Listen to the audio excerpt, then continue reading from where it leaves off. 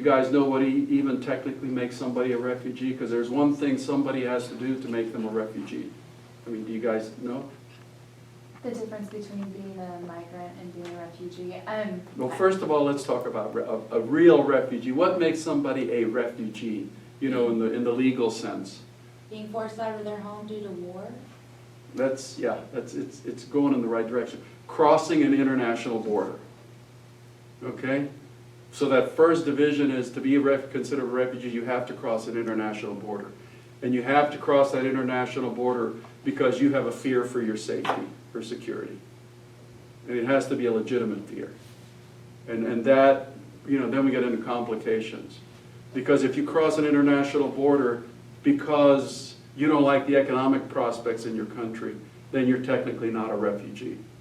But then you have, if you can also be a refugee inside your own country, like in Sudan, you have so many people that are internally displaced, but they don't cross a border.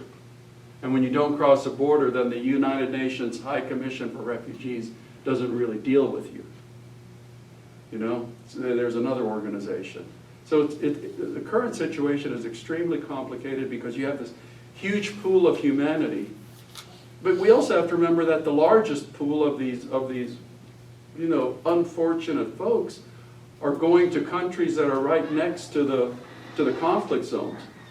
And those countries are really not dealt to or equipped to deal with millions of people, because they're dealing with millions of people. The Jordanians and the others, the Lebanese and the others, whereas the Europeans are dealing with hundreds of thousands of people. Honest to goodness, the Europeans should not have a problem dealing with that, because Europe is the 26 nations of Europe, or you don't count them, 26, 28. They are the wealthiest economic unit in the world. They have a population of about 450 million people, but they are just not organized to deal with this. And it seems like the Europeans have a horrendous problem jointly dealing with anything. You know, so they set up their borderless region during a period of wealth and growth and no refugee problems, so it worked great then. But now, when there's an international crisis, they are really proving to be very, very inept at dealing with it.